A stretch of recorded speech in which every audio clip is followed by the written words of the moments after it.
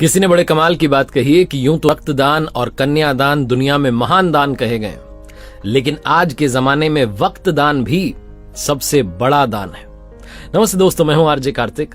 एक बड़ी छोटी सी कहानी है चार दोस्तों की, नवीन, संतोष, मनीष और प्रवीण। 12th की पढ़ाई पूरी करने के बाद चारों ने डिसाइड किया कि हम एक छोटी सी पार्टी करते हैं। पुराने जमाने की कहानी है, तो चारों ने उस शहर की महंगी होटल जो थी बढ़िया सी, उसमें पहुंचे।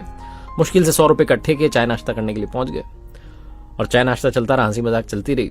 जब बिल देने की बारी आई तो वेटर आया बिल लेकर के, और बिल पे करने से पहले इनके बीच में एक बड़ा मजेदार सा डिस्कशन जो है शुरू हो गया। एक ने कहा कि एक काम करते हैं, 40 साल बाद अब हम मिलेंगे, 40 साल तक मिलेंगे नहीं, और देखते हैं 40 साल में कौन कितना ग्रो करता है। वो बच्चों वाली शर्त लगती है तो लग गई। तो सबने कहा कि हाँ सही है, 40 साल बाद मिलेंगे और साल की पहली तारीख 1 जनवरी को मिलेंगे, और उस दिन जो सबसे आखिरी में आएगा उसको बिल पे करना है और इसी होटल में आएंगे। इन्होंने कहा जी ठीक है, देख लेते हैं। वेटर जो था, जिसका नाम भोला था, सारी बात सुन रहा था। उसने कहा क्या बात है, आपकी तो बड़ी मजेदार शर्त लगी है, 40 साल के बाद अगर मैं यहीं रहा तो मैं भी आपकी पार्टी देखना चाहूंगा। इन्होंने कहा ठीक है जी। 40 साल कब बीत गए मालूम नहीं चला, लेकिन 40 साल में सब कुछ बदल गया। वो जो शहर था वो बड़ा शहर बन गया, फ्लाईओवर बन गए, मल्टी स्टोरी बिल्डिंग्स बन गई। इनफैक्ट वो जो होटल थी वो 5 स्टार होटल बन गई। जो वेटर था भोला, वो उसका मालिक बन गया, और इन सब की जिंदगी भी बदल गई।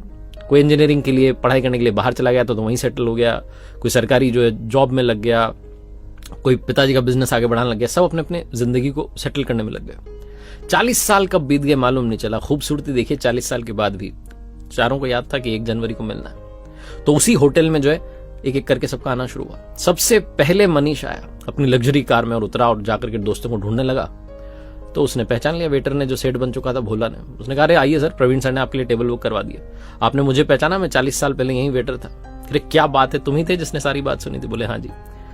मनीष भी बड़ा खुश हुआ कि बहुत बढ़िया, आपने अच्छी होटल बना लिया। वेट करने लगा बाकी दोस्तों का। थोड़ी देर बाद संतोष आया, दोनों की बातचीत होने लगी। संतोष ने कहा अपना तो बढ़िया कपड़ों का बिजनेस चल रहा है। मनीष ने कहा मेरी भी ज्वेलरी की जो है शोरूम जो है 3-4 हो गई, अब तो बढ़िया ग्रो कर रहा हूं। थोड़ी देर में नवीन भी आ गया।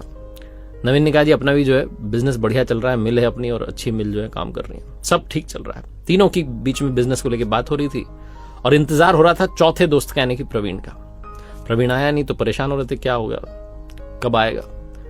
सेठ जो था भोला आया, उसने कहा कि प्रवीण सर का कॉल आया, वो कह रहे हैं आप स्नैक शुरू कीजिए। तो इन्होंने स्नैक शुरू किया। वेट करने लगे कि आ ही जाएगा।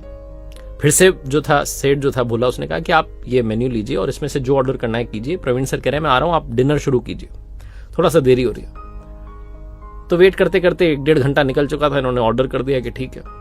डिनर लग गया, डिनर करने लगे।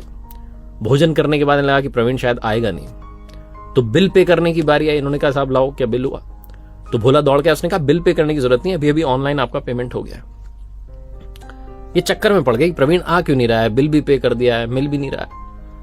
भारी मन से वहां से उठे और जाने लगे तो दरवाजे पर एक सरकारी गाड़ी आकर के रुकती है। एक लड़का दौड़ के आता है और तीनों के चरणों में गिर जाता है, प्रणाम करता है, कहता है अंकल नमस्ते, पापा जी ने मुझे भेजा है और मेरे पिताजी शिक्षक बन चुके थे, मुझे इस काबिल बनाया कि मैं इस शहर का कलेक्टर बन गया हूं, और 1 महीने पहले ही पापा ने सारे अरेंजमेंट करवा दिए थे।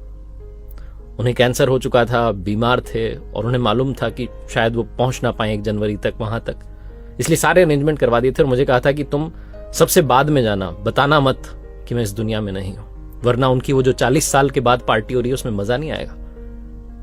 पिताजी अब इस दुनिया में नहीं है, लेकिन वो चाहते हैं कि आप ऐसे ही मिलते रहें। तो उन तीनों दोस्तों ने एक साथ कहा कि अब हम 40 साल के बाद नहीं, हर 40 दिन में मिलेंगे। और ये सुन के उन्हें बुरा लगा कि उनका दोस्त चला गया। वो ये सोचने लगे कि हम 40 साल में मिले क्यों नहीं।